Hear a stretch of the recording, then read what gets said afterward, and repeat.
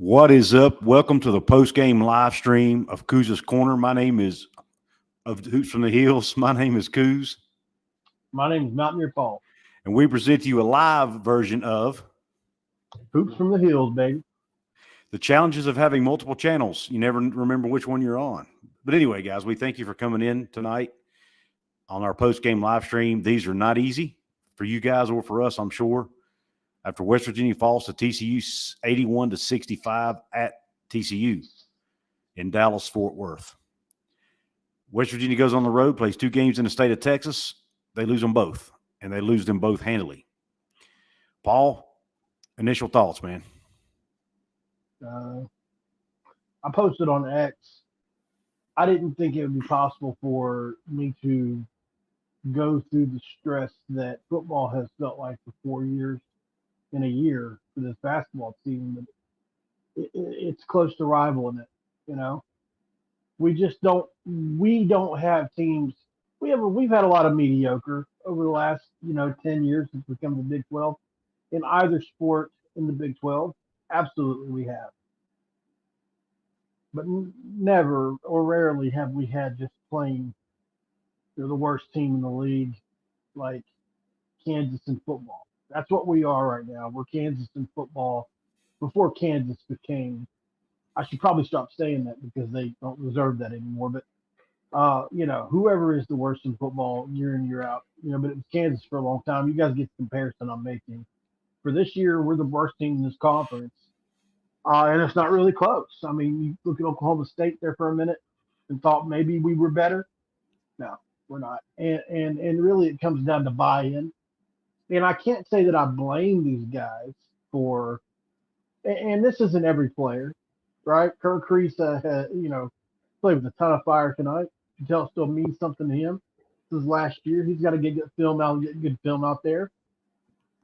Jesse Edwards is kind of spiraling the other way in some situations as far as with his frustration fouls and the way he's acting on the floor. So it affects everybody differently. Losing is unfortunately a very, very, I don't know what the word, it seeps into every pore and can affect everybody in the locker room, and it has affected this locker room. It's not fair. Nobody's saying it's fair. It's not fair to Jay Couz, who put together the best roster, certainly a top 15 roster in the country. It's not fair to Coach Eilert. It's not fair to the guys that worked really hard to make this team what it was before the Exodus and the Huggins firing. But here we are, and we can't, I say this all the time. Acceptance doesn't mean I agree with something, I just means I have to accept it for what it is. And I accept it's a bad basketball team. It's not going to get any better. I will always hold out hope that there can be a miracle run in the tournament. But as far as the regular season and getting into the tournament, that's done. The NIT as well, that's probably done. So it's just where we are as a program right now. And out of respect for Coach Eilert and the players, I will probably try not to look ahead to what's going to be happening because I just feel so bad about it. But we're getting there. Yeah, it's definitely tough. I mean, I'm like you. I want to be respectful to the coaching staff, to the players. They've been through so much crap this year, man.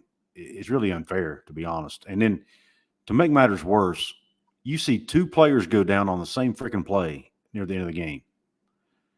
I don't know that I've ever seen that happen in a game, at least not in recent memory, where you have 2 players go down at the exact same time.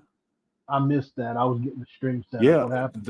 Well, I had to rewind it. Couz and Noah Farrakhan both went down with an injury on the exact same possession, on a defensive possession.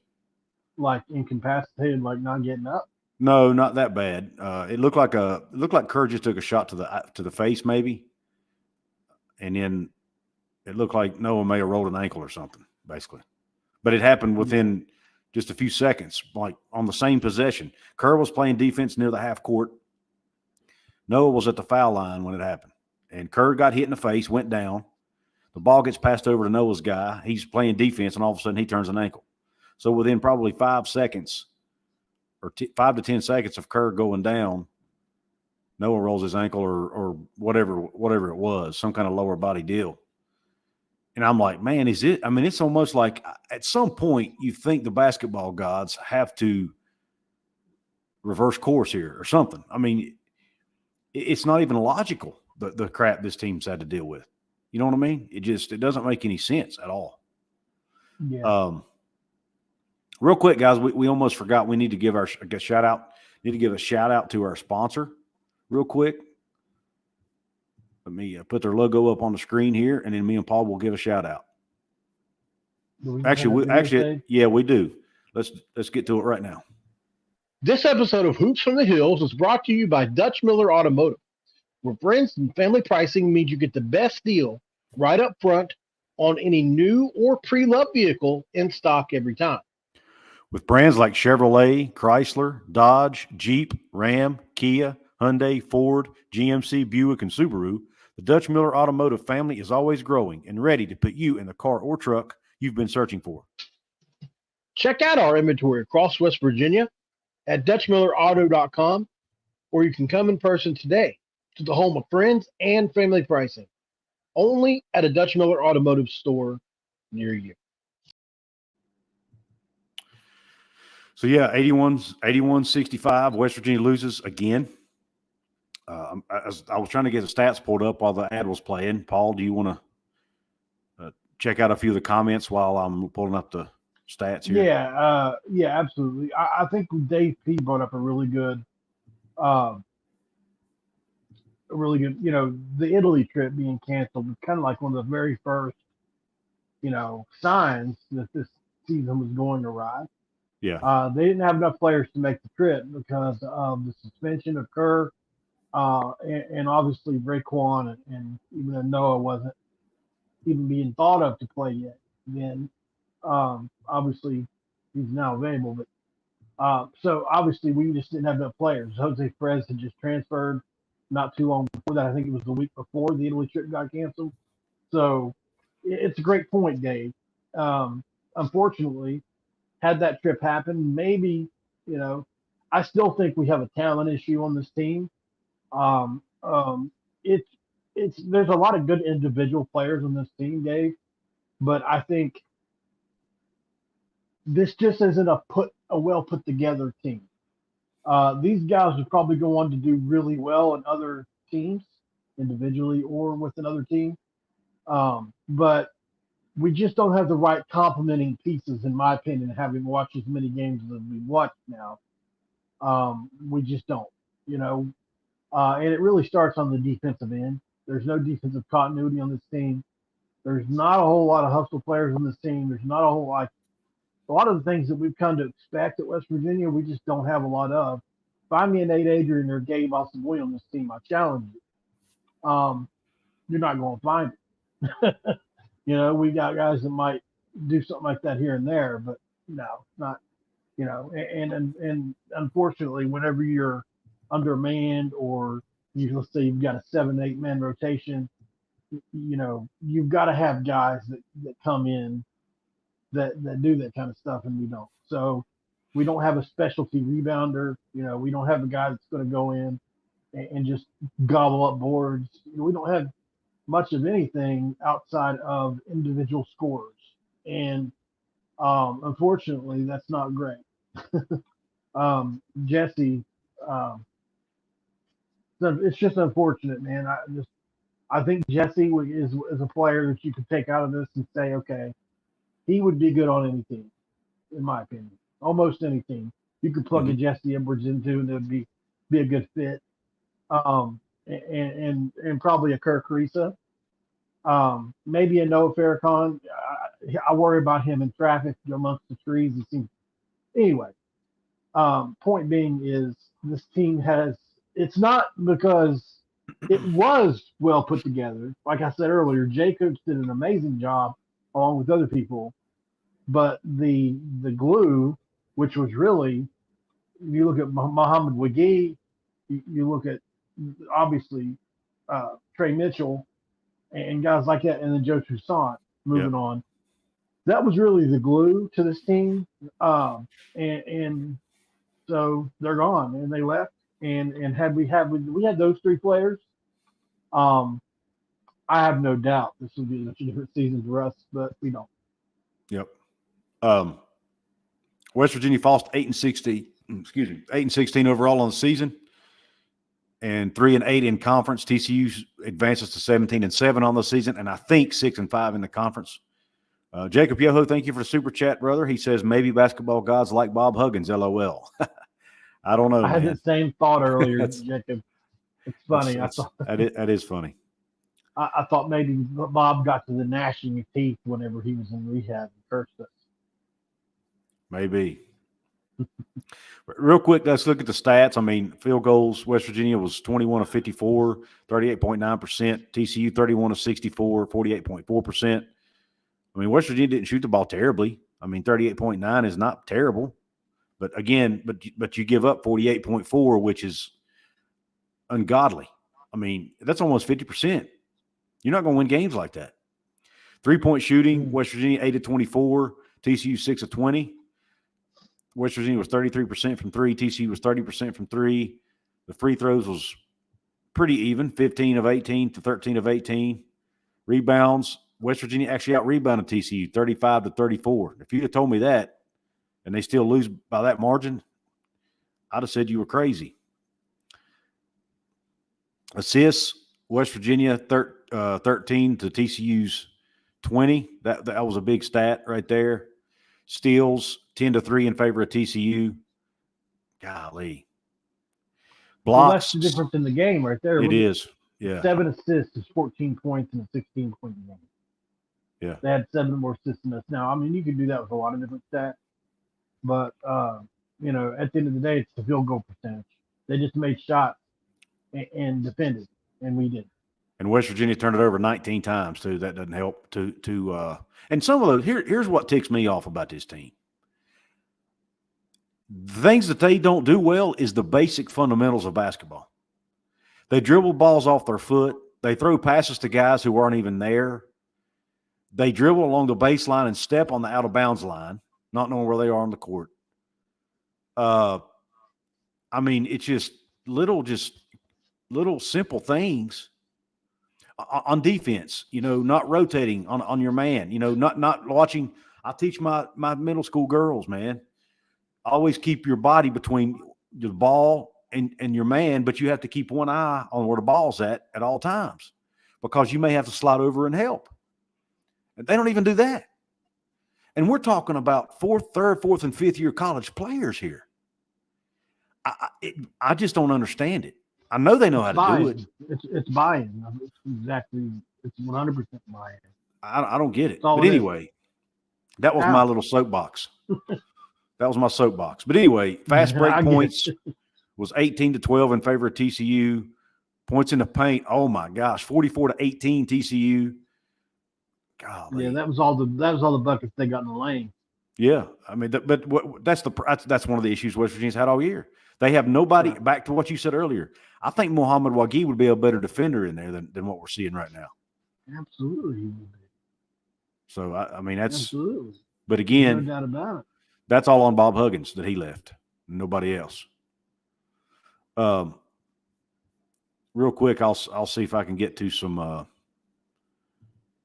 box scores here, individual stats. Now, Raekwon Battle had a good game offensively with 21 points. Mm-hmm. Kerr Creaser with 13. How many Quinn shots? with 15. It was 7 of 17. Right. Yeah, he shoots in volume, that's for sure. Right.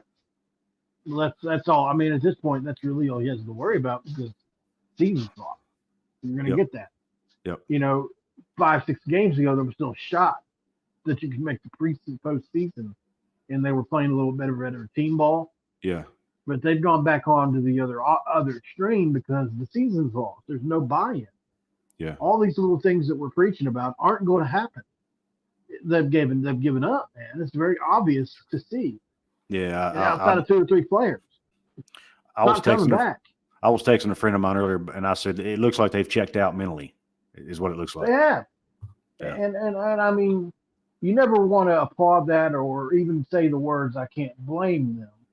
But this is really, you want to get into extenuating circumstances, This is about as extenuating as it gets for a team in any given year.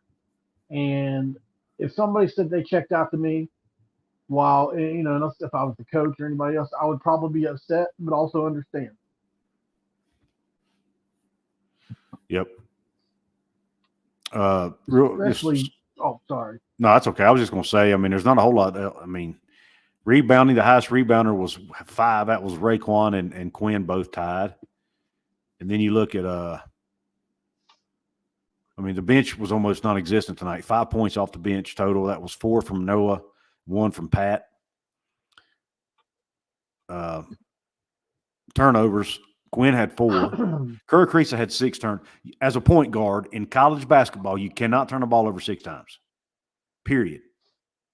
And only have – when your assist to turnover ratio was -2 or whatever that calculation is, that ain't good. Yeah, I agree. I think he's having to force it, though. Guys aren't cutting hard. Guys aren't playing hard. Yeah, it's not all on him. I agree with you there. But you can't dribble into double teams. And he does it all the time. Man, anyway, it's tough to watch it. I know you're frustrated with that, man, but I don't know about that. You know, I get where you're going with it. I just think that's a hard pill for me to swallow to say that people are getting ripped off, you know, because I mean, these kids, it's the situation they're in, man. Like, can you not understand why they probably checked out a little bit? You know, these are young guys, man. I get what you're saying. It's just, I'm not saying you're 100% wrong either. It's just, ripped off is a strong term for me.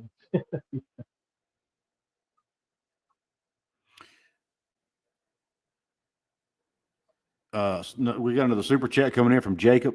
It says, I heard Louisville is looking at Bob Huggins. Yeah, I saw that. I don't know if I haven't been able to verify that, Jacob. I did see the same thing you did, I think, on Twitter. I don't know if it's true or not. To be honest, I haven't followed it up to see, you know, I haven't reached out to anybody to ask, but it wouldn't surprise me. I mean, he's made it clear he wants to coach again. And I doubt it's going to be at West Virginia. Let's all face that. And if he wants to coach again and there's a team looking for a coach, I guarantee you somebody's going to call Bob Huggins. That'd be such a good fit for him. There are not a lot of Hall of Fame coaches out there right now. You know? Can you imagine how he would fit at Louisville, though? That'd be can you imagine how many of West Virginia's players would leave and go to play for him? Well, there ain't going to be none left. But, yeah, generally, in any given majority of our other places. No. I mean, from West Virginia's team. Well, I mean, to be honest, I'm really not expecting any of these guys to come back anyway. Right. Where do I want them to come back? Outside of maybe Kerr. I understand what you're saying. I get it. I'm ready for the whole complete fresh start with a new roster, a new guy, a new identity. You know, I wouldn't even really want Coach Huggins back at this point. It's just I don't personal either. Opinion. I don't want Coach Huggins. He's 72 years old, man. Yeah, I think we need. I'd like 62. Yeah. Okay, fine. If they do decide to move on from Eilert, I would like them to bring in somebody younger. I want somebody experienced, obviously, but if they decide to go that route, but I would want somebody younger, not 70 years old. That's unless it's John Beilein. I might be okay with that. I might make an exception with John Beilein, but other than John Beilein, and I don't and I what's that? Maybe, yeah. But I still think I don't even know that he would be my first choice if they do decide to move on. You know, right? Really, just depends on who's available and who's interested. You know. There are a few candidates out there that if they're interested, they get the offer, you know. So yeah. I don't know. Let's look at we need to give shout out to TCU guys. I mean, TCU won the game. They're the winning team. They played hard, played well. Their top performer on the night. Let me pull up the screen where I can see it here. Their top performer on the night was they had 3 guys who scored 14: Miller, Tennyson, and Nelson, Jameer Nelson Jr. Uday Jr. had 6. Peavy had 9. Remember, we almost got him. Yeah. Couz had Ray 11. Nelson Jr. Yep. So yeah, PV also had 7 rebounds, and Nelson Jr. had 4 blocks and 3. Man, what a stat line! 14 points, 4 blocks, 3 steals, and 5 rebounds. It's a good stat line. He's the MVP of the game. Right. Well, there. that's what we need. That's exactly what we need on this team. That's like a mini game. And Gabe Osamoy never usually towards the end of his career he was getting something like that. He'd get like 10 points. Mm-hmm. But like a Nate Adrian would do something like that. Get you 10, 12 points, get you 7, 8 rebounds, get you 4 or 5 assists, a couple steals. We need guys like that, but I don't know. We'll see, I guess. Yeah. I couldn't let Mark Kellogg keep. Listen, man. At the end of the day, to me, I would be extremely mad if we hired Mark Kellogg. Just keeping that real with you guys. He's in his where has he coached out before this year that would give him that kind of merit to get a top 15 college basketball job. Mm-hmm. Well, I mean, I think he's coached women for the most part his whole career. Correct. He has. Yes, he has coached men's basketball before too, but not at the highest level right. as a head coach, right. obviously. And he's yet to beat a high-ranking team. I just think there's certain things that we got to slow down with under Keller. And he may have been joking when he said that just now, but I have seen people legitimately suggest that. First of all, be the first one of the first. I think it's happened before. I think a man has slid over to women, or a woman or a man from the women's side has slid over to the men's side before, but I can't remember for sure. But that would probably be one of the first times that's ever happened. Yeah, I don't know if it ever happened. Not a team I followed and remember, but yeah. I mean, but he's definitely he did say he was joking on that, but yeah, I mean he's definitely doing a fantastic job with the ladies. There's no doubt about it. Yeah, and I think I probably shouldn't do any more little videos about the women's team because I think I jinxed them. They were on a 7-game winning streak. I did a video and they lost, so maybe I should. You think you had that much power? As a matter of fact, since you and I started this channel, the men's programs went to hell in a handbasket. I don't know. We had it last year. We went to the tournament last year. I was just teasing, man. Good point. Yeah, we did have it last year, didn't we? Oh, man. Let's see what's some other comments we got in the house here tonight. The politically incorrect pick would be Chris Beard. Yeah, I don't see that happening.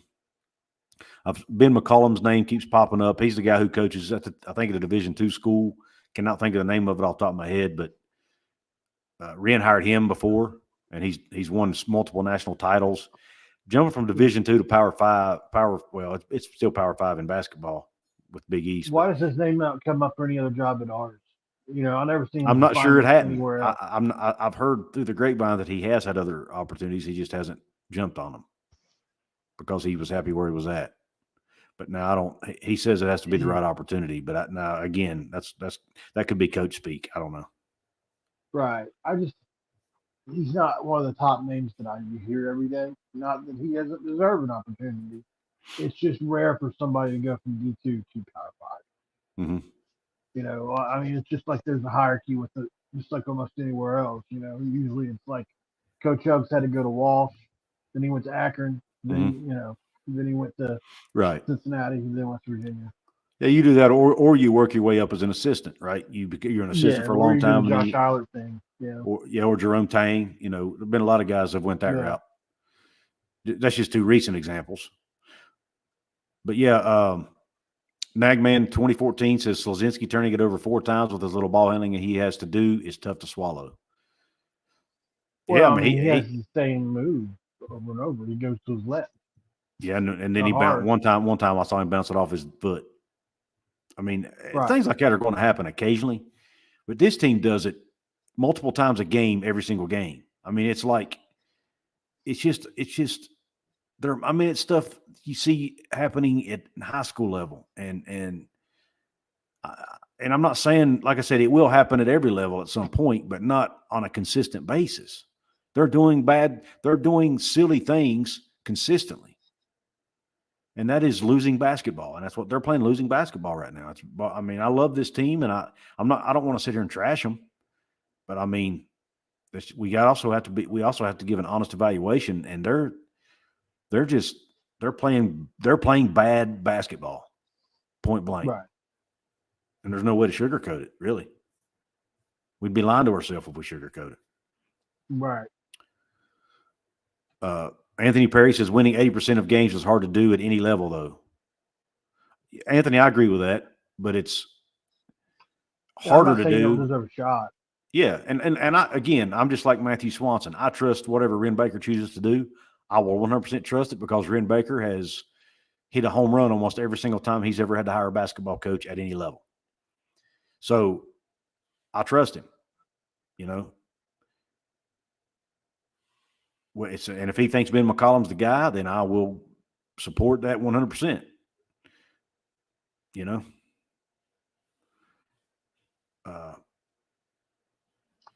Well, I mean, even the guy like Trilly Donovan, who is obviously now gained what I consider national respect for the stuff and the takes that he has.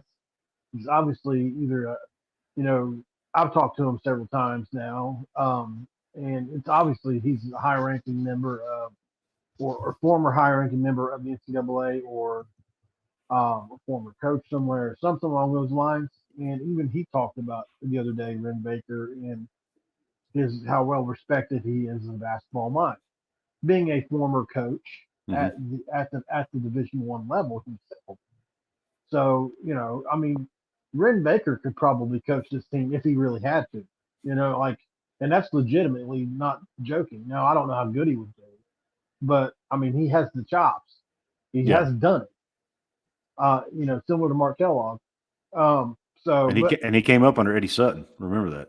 He did come up under Sutton. So, but it'd be interesting to see where he goes with it. I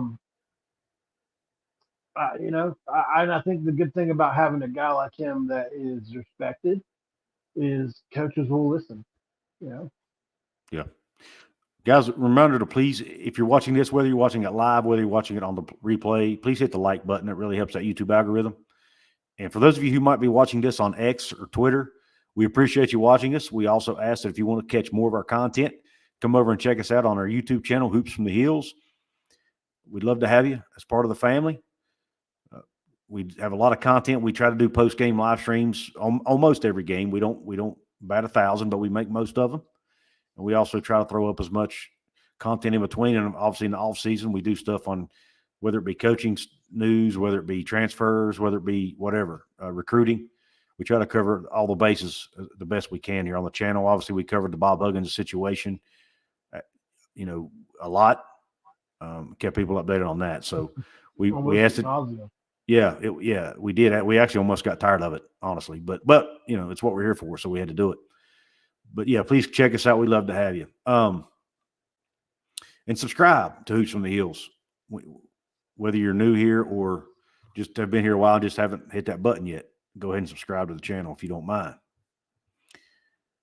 Fan to Fan says the team is so bad handling the ball over, not turnovers. Night, boys. Hey, good night, man. Appreciate you jumping on. All right, Fan to Fan. Nico Medved from Colorado State keeps coming up as well. Yeah, I saw Nico's name pop up as well in one of Trilly's posts. Yeah, I've looked at him, and a lot of people feel like he's one of those guys that would do better with more resources, because he doesn't have the kind of record, like he doesn't have like a Ben McCollum, like holy crap, he's won every game. Like he's lost to quite a few games. He doesn't have a great tournament record. From what I remember, and at least at Colorado State. So I haven't researched all these guys yet, but I'm pretty sure with Medved, because I just looked him up the other day. There's obviously got to be something to it, because people keep talking about it and bringing him up. So to be honest, I haven't done my research on him yet. I've done my research on, probably because of out of bias, I've done research on other guys first.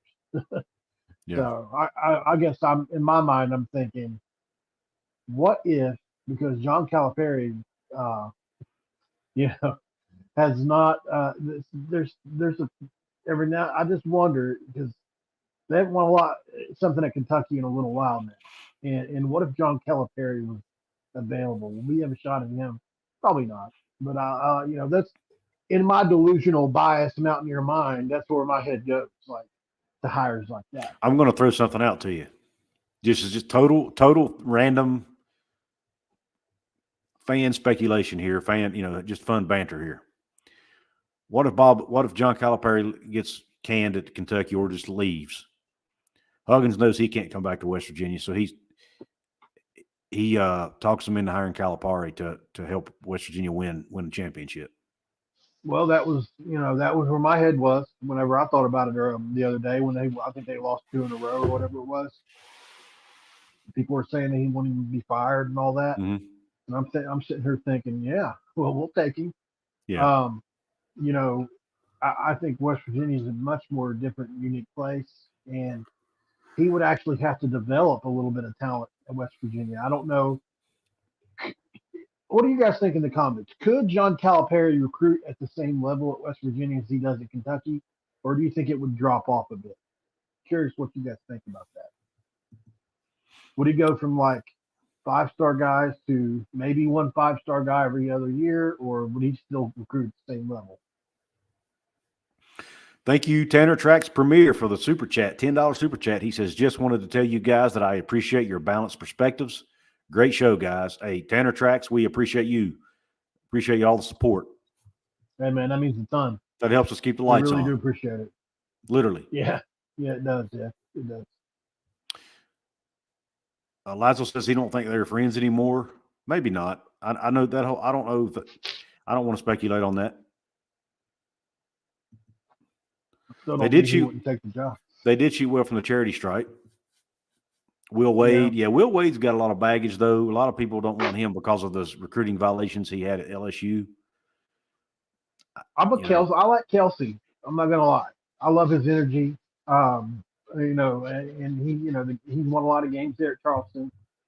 I don't know. Have you guys watched him talk at all? I mean, he is. Mm-mm. I haven't. Pat Kelsey. Oh. I have. I know who he is, but I haven't watched any of his. He is.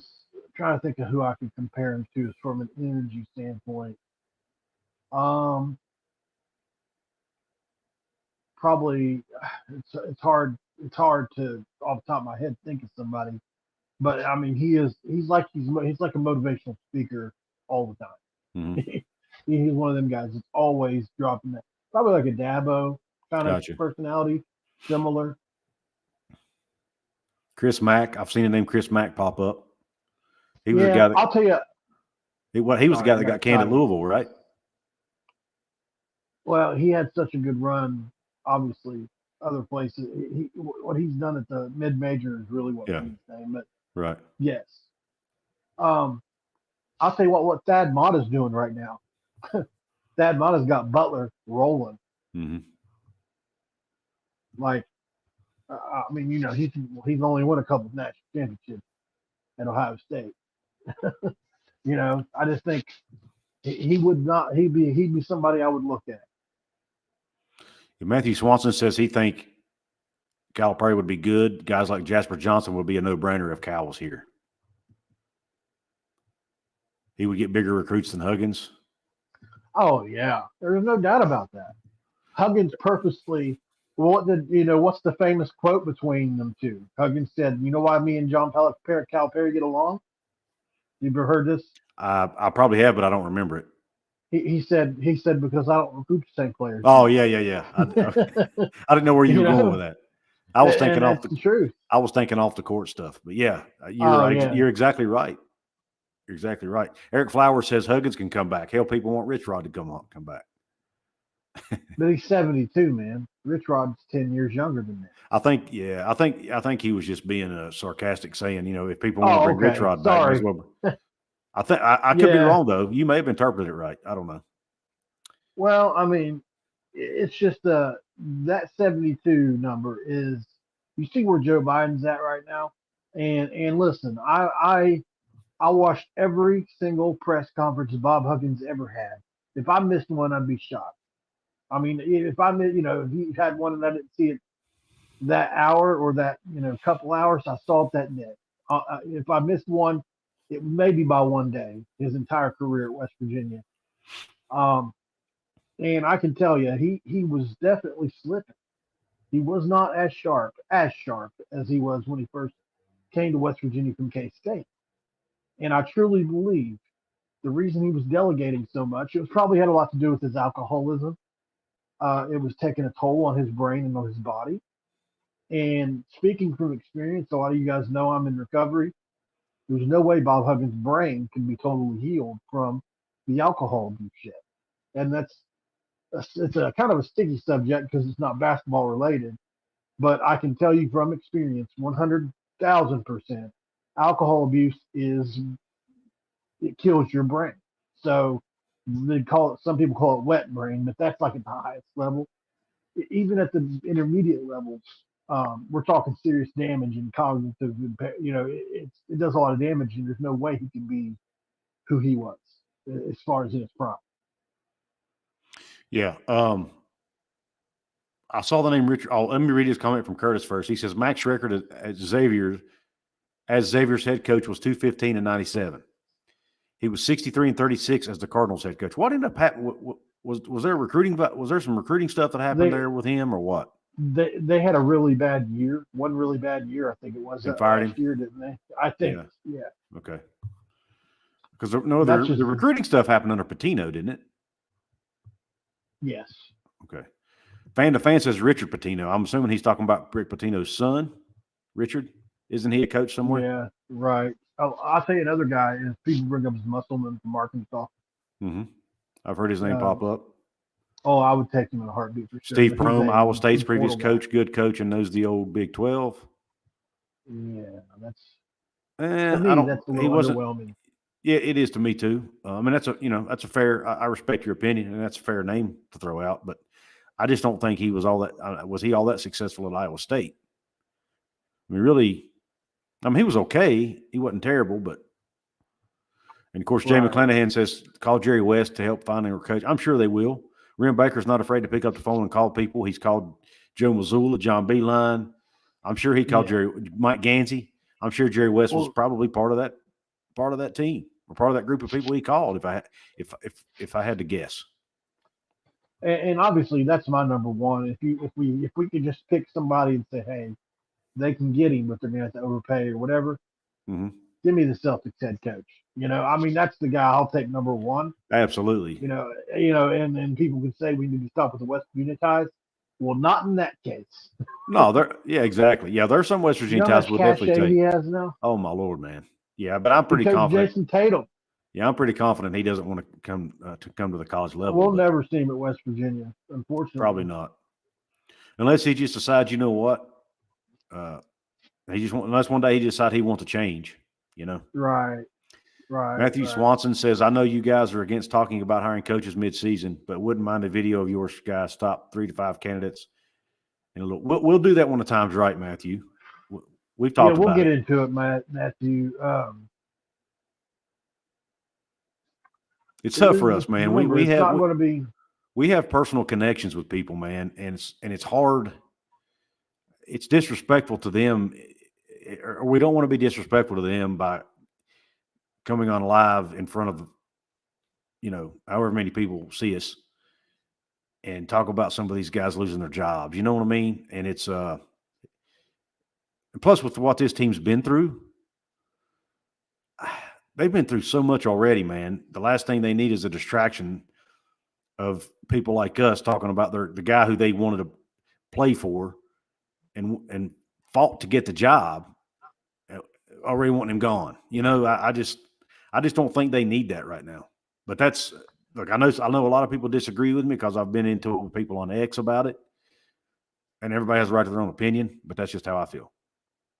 Well, we're a fan-run channel, right? And so is our football channel. So we reserve the right to not. We're not, in my opinion, I don't feel like we owe it as if we were a paid site like Rivals or 247. Correct. Then okay, we kind of owe it to people if they're asking for it. Not that we won't do things for you guys, but there's just like you said. I'll just say this: I want Jay Coons to keep his job, and I think he deserves it. I think he's proven himself. He's not a coach; he's a GM. And show me a better GM job than this past offseason. Somebody's going to get an excellent recruiter and GM, and I just think the next guy that comes in needs to see that for what it is, and hopefully keep him around, along with a couple other guys. That's just my opinion, and I'm not, and I people call me biased if they want, but I really do believe Jay Coons earned himself a spot on this team going forward if it can possibly Yeah. be done. And if it wasn't for, and two, like I mentioned, the situation the team's been in, they've been through so much adversity. If this was a normal season and everything was normal, I would probably already be doing those videos, but it's not. And I just don't think it's right to do it to this group of guys. It's just my personal conviction. Paul and I talked about it. We thought about it. We slept on it. We got other people's opinions. And that's what the conclusion we came to is that now's not the time. And again, if you guys disagree, I'm sorry about that. Well, we will, when the time's right, we'll do those videos. We promise. Absolutely, I would consider Bobby Hurley in a heartbeat. Would you, Paul? Well, I'd rather have the other Hurley in Connecticut. Yeah. We're not getting that one. I don't know. I don't know, though. I say that. I mean, listen, he's a Hurley, but it's not like he's done terrible. But I certainly think he warrants consideration, no doubt about it. Yeah. Yeah, there's probably other guys I would rather have. Now, keep in mind, this is me not exactly knowing what his overall record is and everything. Right. Yeah, same here. You can't know everybody, Yep. Even exactly. though he's like a well-known name, Hurley. I got a feeling we're going to get. I got a feeling we're going to get somebody nobody's ever mentioned before. I just you think so? Probably, maybe not. We thought that last year, and then it was really It should have been Beeline. So yeah. I don't know. I think Ren's willing to go that route. But was Beeline the first choice or the last choice? Is the real question. Not the last choice, but like the fallback choice. Well, I think in this situation, everybody was a fallback choice, right? To be technical, Bob Huggins. Yeah. Yeah. But I mean, no, I think I'm sure he probably wasn't his first call. As far as, well, I think my understanding is they called Beeline just to pick his brain about the job, right? And what to look for. And then during the conversation, I think they found out he might be interested. Yeah. I think that's kind of how it went. If my memory serves me correct and my sources are correct, that's kind of how it went down. And then when they found out he was actually interested, they said, okay, let's fly to Detroit and talk. They flew to Detroit. They talked. Thought they made a lot of progress. Then guys started hitting the portal. And there were a couple other small minor details maybe that they didn't agree on. And Beeline decided it wasn't for him. Basically, what it comes down to is this, in my opinion. The players on this roster didn't really know who John Beeline was, I think. Or some of them didn't, obviously, or they would want to play for this guy. It shocks me that they're like, Beeline, we're transferring if you bring him in. I can't help but wonder if the situation that happened at the situation that happened at Detroit, Jose he was there. No, the reason he got fired at Detroit in the first place was because of a comment he made that was considered prejudice or whatever, and they fired him for it. Or I don't know if that was the reason he got fired, but he got in some hot water. Maybe the players know about that incident. I don't know. Possible. And didn't want to deal with that. Yeah, it's very possible. But I mean, outside of that, Beeline with the roster constructed as it was would have been money. You can just bank it. It would have been a lot of the pieces would have been there for him. He would have had two big time stretch fours, which he's proven over time to be really good with, and Quinn Zlazinski and Craig Mitchell. No Cook. I don't think he probably wouldn't have came had that happened. Maybe he would have though. I don't think he would have because we would have had Trey. have to backtrack and look at how this would have played out. But basically, Oh, it would have man. been Kerr and Jesse, along with Toussaint and Mitchell, Conquo, and Woogie, right? Well, you talking about somebody that would fit perfect in a John Beeline offense. That's Trey Mitchell. It would have been He's really, really, really good. he's And so he's was the Slazinski.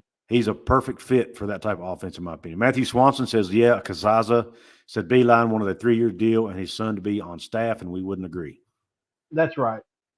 That's true. He wanted Patrick to be the heir apparent. Yeah. Beeline is too old now, 71, and Huggins is 70, and his career was coming to a close as well. I agree.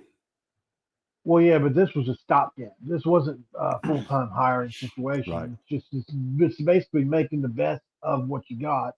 And Andy Kennedy wasn't going to leave his job a month before it started, and so Beeline just happened to be retired. What better than a retired John Beeline to replace just as old Bob Huggins anyway?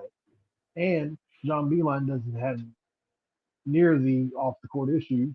So, not saying he's a better coach than Bob Huggins, but it would have been a great way for him to come back around to West Virginia and finish things off. It would have been a great story. It really would have been. You lose Bob Huggins, but you get John Beeline, and perhaps he gets to end things the right way instead of going to Michigan. You want to talk about a great ending to? I mean, it would have been perfect. But and I think John Beeline still has a lot of respect. I mean, he was at a game earlier this year, if I remember correctly. So he has. His son played here. Yeah, his son played here. He coached here. He actually played, and I didn't know this till I was doing research for an article I did on my website, shameless plug, couzescorner.com. He actually went to college at Wheeling, Jesuit in Wheeling, West Virginia. I didn't even know that. Right. Yeah, I forgot about that. So he did and so he has connections to West Virginia even before he came here to coach. Matthew Swanson said Hurley's record was 195 and 145. It's not terrible, but it's not, it doesn't right. make me want to do jumping jacks either.